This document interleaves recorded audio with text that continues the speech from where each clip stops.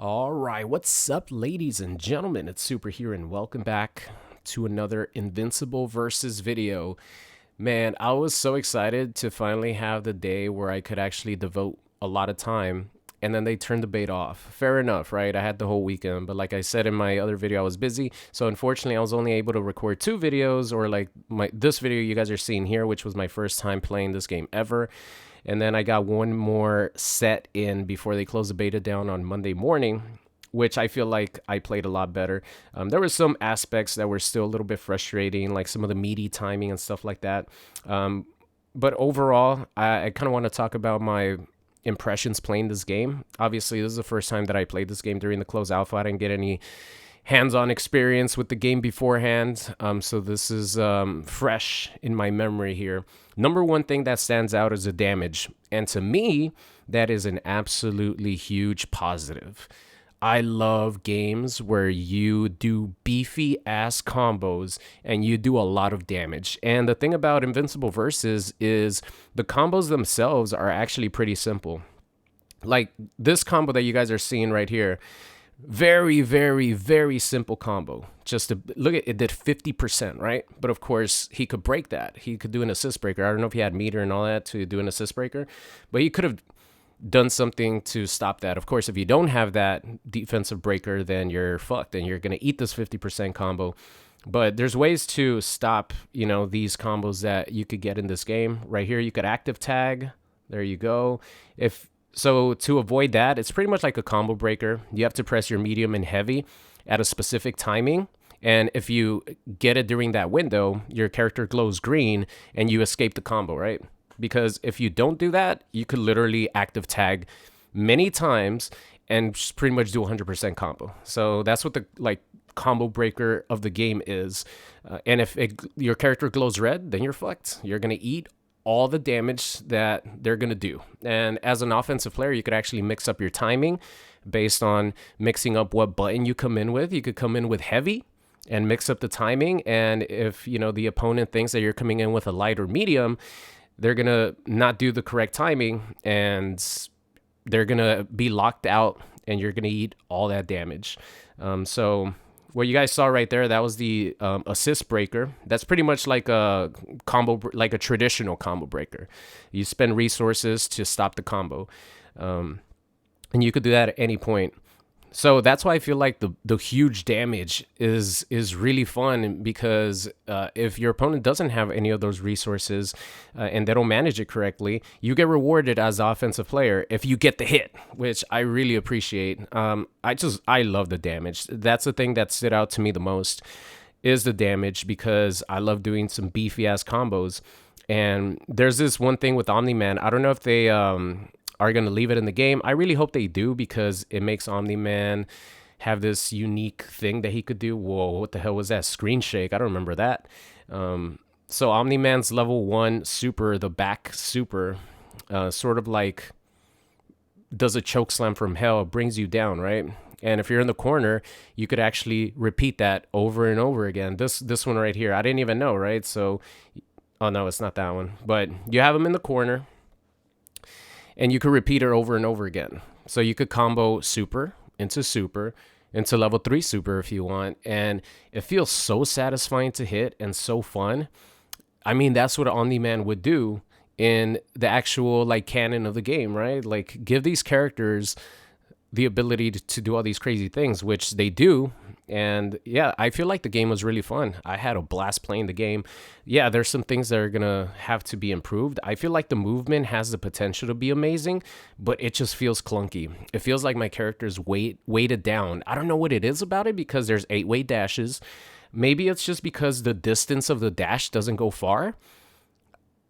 The air dash or the ground dash, the distance does not go far. So I find myself sort of floating up in the air, even though I'm trying to do a forward dash. And, most of the time I'm just trying to get in my opponent by doing a super dash or a super jump and sort of floating their way. I think uppercuts, down heavies, have invincibility, upper body invincibility. So it's kind of easy to anti-air people who are just willy-nilly jumping at you. So I feel like the biggest negative for me was the movement. Like I said, visually, it seems like it should be a lot better and a lot smoother. But when you actually play the game, by the way, Monster Girl, I didn't even know this, has a really cool, unique forward dash where she hops, right? So you could do like like an instant overhead with her hop. I don't even know if it's an overhead or not, but most characters forward dash, but she kind of like hops forward, and you're able to do a jump and punch from that hop. I think that's really cool. I think the team over there did a really good job of giving characters unique gameplay. Whenever I played versus a Cecil, yeah, he was fucking annoying as hell, especially with that crazy good auto combo he has, light, light, light, light, light. But no other character in the game plays like him, at least that we've seen so far. You have Battle Beast, which I didn't really take advantage of too much as far as like the armor, but you get the you get armor attack with him, same as Monster Girl. I didn't really take advantage of those things the way I should have, but you know, those characters are like big brooding characters, right? They're supposed to have this armor and just power through things. Monster Girl could do like a sort of command grab in the air that's very easy to lead into her super moves. So she's a good extender for whenever you want to go into like a DHC super into active tag type of a deal, and they do a lot of damage. So I really like this team. Omni-Man, Monster Girl, Battle Beast, Team Big Boy with Big Papa Omni-Man right there to lead the way.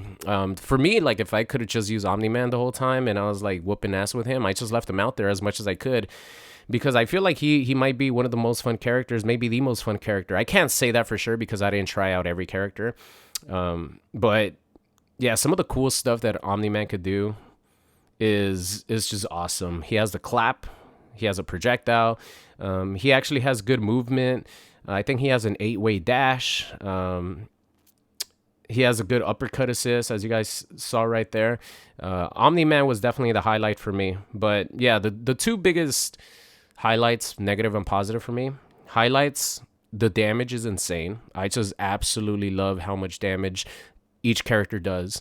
One other underrated feature that's in this game that's just going to pretty much cater to like the 1% of people, which is content creators, is they have a content creator mode where you still see, you know, the red jelly that comes out of them, but you don't see any crazy explosions, right? So just that little touch right there to help out content creators that are, you know, actively playing and promoting the game by doing gameplay and stuff. That's just, it's such a refreshing thing. Because a lot of, you know, like Mortal Kombat, for example, they don't have that. Ed Boon literally came out and said it like ruins the integrity of Mortal Kombat. I'm like, I love Ed Boon, but that's some bullshit. Cause you know why? Because they had that for 3D era games. They had that for, I forgot what game, where you could actually turn the blood off and stuff like that. So I really appreciate that as a content creator, that Invincible Versus is taking the steps to help people out. The biggest negative for me, just movement. That's it. Yeah, Cecil's annoying, but you could get around him. Just be a little bit patient. I mean, I've had to deal with Starfire for 2 years, for crying out loud, and Deadshot in its prime, you know? Like, I've dealt with some really good and annoying zoning characters. So for me, Cecil wasn't too much of a big deal. Yeah, like I said, I did get annoyed because I think the second video I played a Cecil who was just getting me with the auto combo over and over again because his light, medium, heavy attacks are all projectiles. So he was annoying, but to me, he's not really a problem. That type of problem. I feel like they should leave a lot of the characters the way they are, because I feel like they're like their most fun versions at the moment before people start complaining about, hey, Omni-Man, why could he combo his level 1 super into another level 1 super in the corner into a level 3? So I'm scared that some of the characters are going to get nerfed. And it'll be a real shame, because I feel like this right now is like the most fun the game might be, as far as you know, some of the crazy things these characters could do, because no one's complained about it yet, and I've already seen people complain. And you know, that's why they have the alpha and stuff. They're gonna take feedback from the community. So I just really hope that they don't nerf things. They leave the damage the way it is. I think the only improvement needs to be the movement, like, I don't know what it is, because like I said, the movement at face value, 8-way dashes, air dashes, forward dashes, you have your dash button. I just feel like they don't go far enough and they don't recover fast enough. I think maybe that's what it is. But a lot of the movement feels very floaty. I found myself just floating in the air a lot. It was actually easy to anti-air people, I'll tell you that. So at least, that's a positive. It felt easy to anti-air people because most of the time we're just like floating up in the air. So I guess we'll see how the movement changes over time.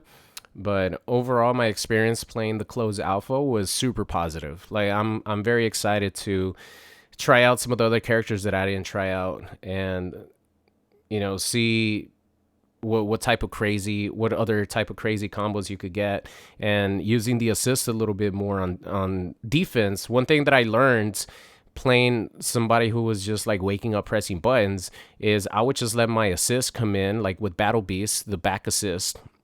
He comes in with armor, right?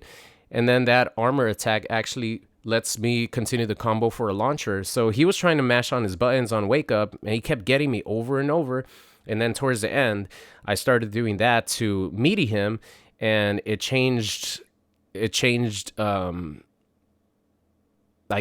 guess it just made me be able to attack him on wake up properly, because I just let my assist do the work. I was just like backing away, let my assist do the work, and I followed it up with a combo.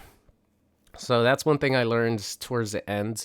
But yeah, it was awesome, guys. I really enjoyed the Invincible versus Beta.